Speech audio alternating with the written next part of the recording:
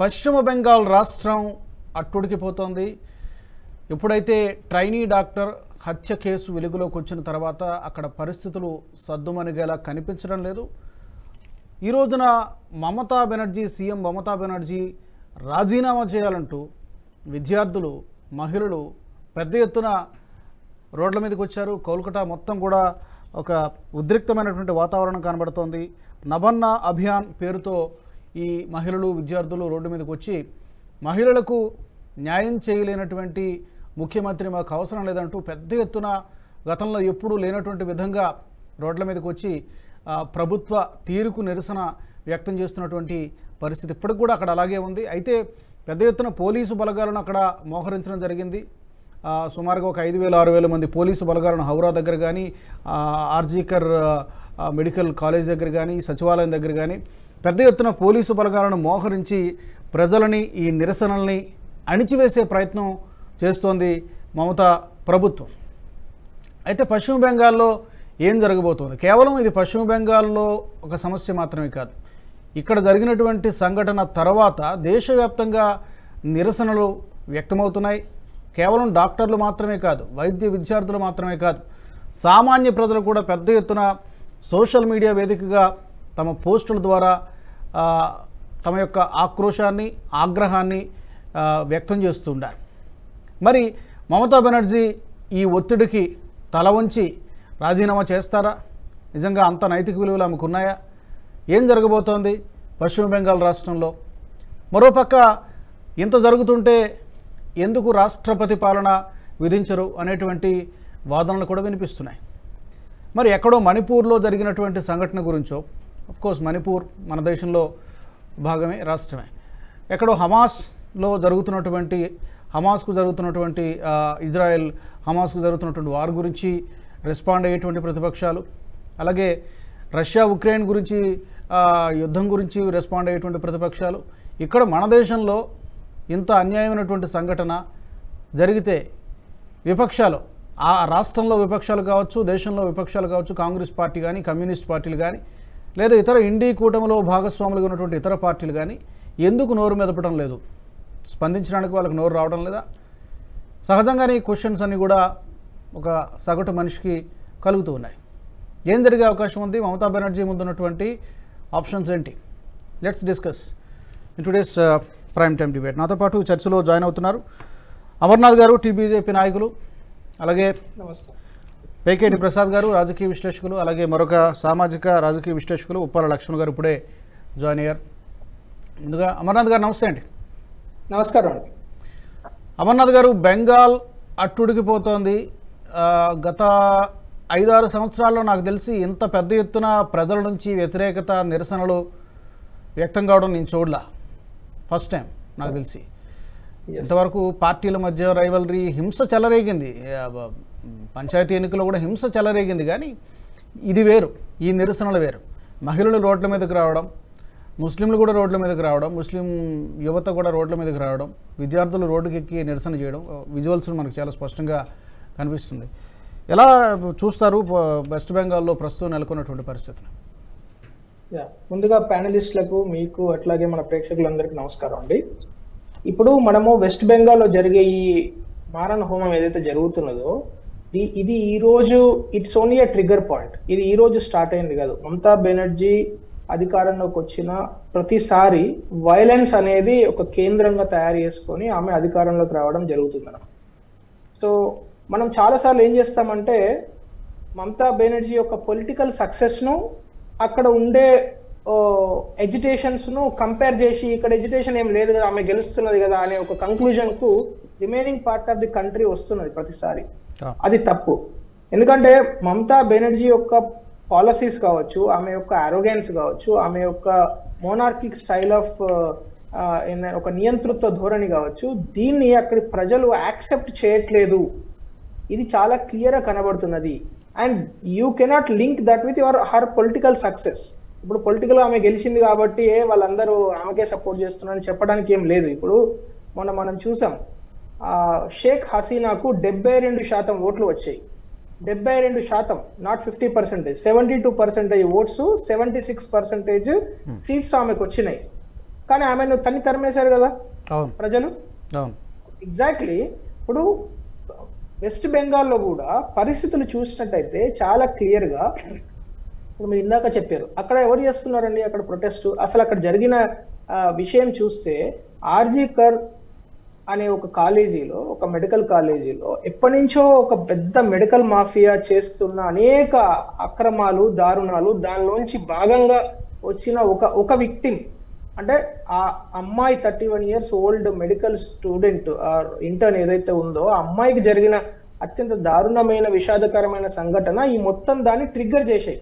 కానీ ఇప్పటికే అనేక మంది స్టూడెంట్స్ లో ఈ భావన ఉంది, రైట్? ఈ మెడికల్ మాఫియా చుట్టూనే చాలా రోజుల నుంచి అనేక మంది విక్టిమ్స్ దానికి ఆ దారుణాలను చూసిన వాళ్ళు.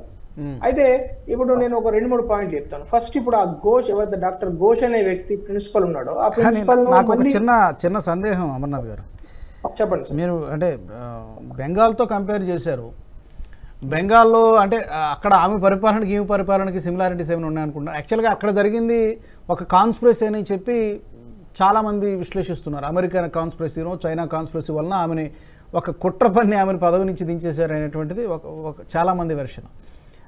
ఎలా కంపేర్ చేశారు? అంటే బెంగాల్కి బంగ్లాదేశ్కి ఎందుకు కంపేర్ చేశారు? ఎట్లా ఎందుకు కంపేర్ చేశానంటే, కుట్ర మనం కూడా మాట్లాడుకున్నాం ఆ విషయం గురించి, బంగ్లాదేశ్ లో జరిగిన ఏదైతే సంఘటన ఉందో. బట్ నేననే పాయింట్ ఏంటంటే ఆవిడకు పడ్డ ఓట్లు, దాన్ని మనము ఇప్పుడు political success is not directly proportional to her regular governance. అది నేను చెప్తున్నాను.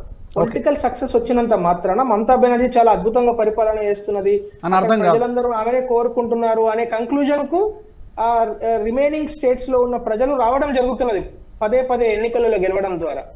నేను ఆ ఒక్క కోణాన్ని మాత్రమే Sheikh Hasina success, political success తో నేను కంపేర్ చేశాను తప్పితే అక్కడ ఉండే ఎజిటేషన్ ఇక్కడ ఉండే ఎజిటేషన్ సిమిలర్ అని నేను చెప్పట్లేదు.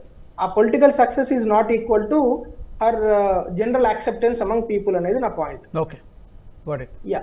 So coming back to the present discussion, ఇప్పుడు అక్కడ స్టూడెంట్స్ ఎవరైతే నభన్ అభియాన్ ఇచ్చారో, అంటే ఆ కాల్ ఫర్ ఇచ్చారో, పశ్చిమ బెంగాల్ ఛాత్ర సమాజ్ అని జస్ట్ రీసెంట్లీ తయారైన ఒక అవుట్ఫిట్. అంటే ఈ విషయం జరిగిన తర్వాత అనేక మంది స్టూడెంట్స్ చాలా ఆవేదనతోని, ఆందోళనతోని తయారైన ఒక గ్రూప్. దానిలో ఎవరెవరు ఉన్నారు? అసలు ఒక యూనివర్సిటీయో లేకుంటే ఒక పర్టికులర్ గ్రూపో కాదు. ప్రబీర్ దాస్, హీఈస్ ఫ్రమ్, ఆయన PhD student. 2, Shubhankar Haldar, he's from Kalyan university. And Sayan Lahiri అని ఇంకో అమ్మాయి, so she's from a different university. So 3 వ్యక్తులు 3 డిఫరెంట్ యూనివర్సిటీస్ నుంచి వచ్చి వాళ్ళందరూ ఒక కాజ్ గురించి వాళ్ళు అడుగుతున్న డిమాండ్ కూడా ఏందండి, వాళ్ళు 3 పాయింట్లు పెట్టుకున్నారు. ఒకటి, ఇమ్మీడియట్ జస్టిస్ ఫర్ దట్, ఎవరైతే ఆ అమ్మాయి మెడికల్ స్టూడెంట్స్ అన్యాయం కాబడ్డదో ఆమెకు జస్టిస్ కావాలి. 2, ఎవరైతే ఆ దారుణాన్ని చేశారో వాళ్ళకు క్యాపిటల్ పనిష్మెంట్. 3, వాళ్ళు అడిగేది ఏంది? Resignation of Mamata Banerjee. ఇప్పుడు మమతా బెనర్జీ సాధ్యమేనంటారా? అంత నైతిక విలువలు కట్టుబడి మమతా బెనర్జీ గారి నుంచి మనం అంత ఎక్స్పెక్ట్ చేయగలమా? అంటే మనం చేయలేము, కానీ అక్కడ స్టూడెంట్స్, అక్కడ ఉన్న మహిళలు, అక్కడ ఉన్న ఓటర్లు తలుచుకుంటే ఎంతసేపు సార్?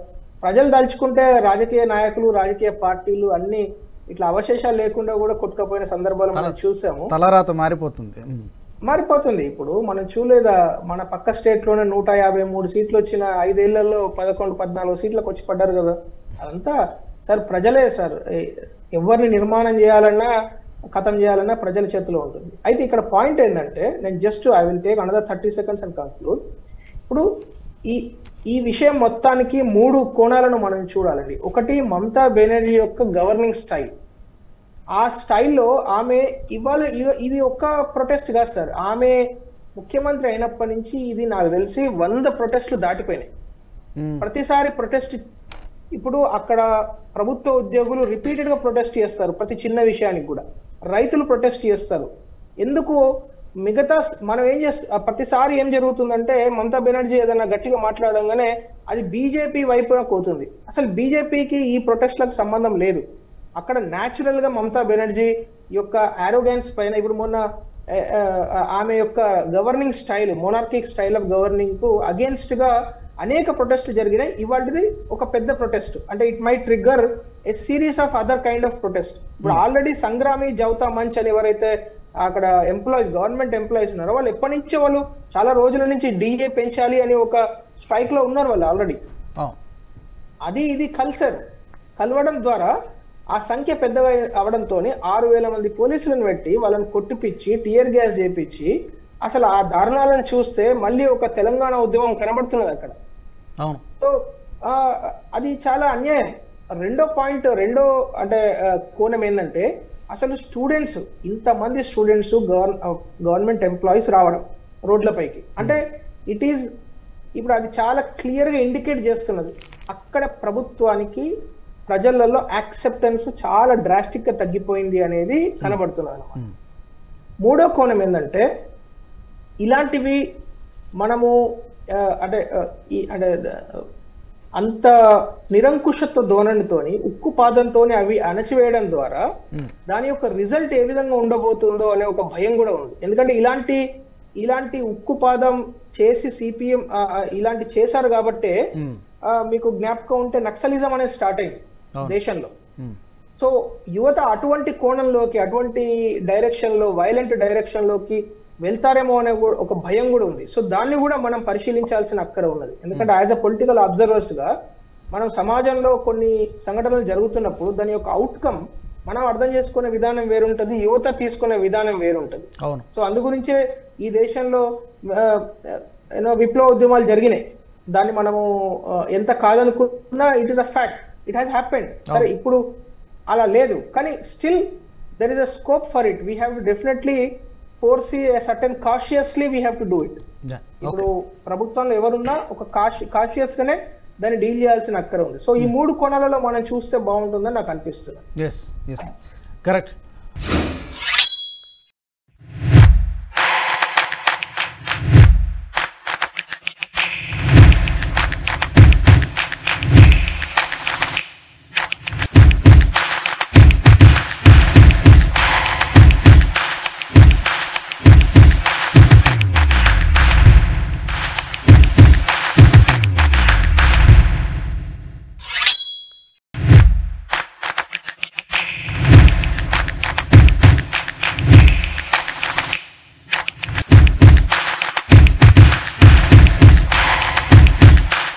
ఈ వీడియో మీకు నచ్చినట్టయితే లైక్ చేయండి, 10 మందికి షేర్ చేయండి. అలాగే కామెంట్ల రూపంలో మీ అభిప్రాయాలను మాతో పంచుకోండి. Nationalist hub group of channels ను సబ్స్క్రైబ్ చేసుకుని తెలుగునాట జాతీయవాద జర్నలిజాన్ని ప్రోత్సహించండి. ఈ వీడియో కింద ఉన్న బెల్ ఐకాన్ పై క్లిక్ చేయడం మర్చిపోవద్దు.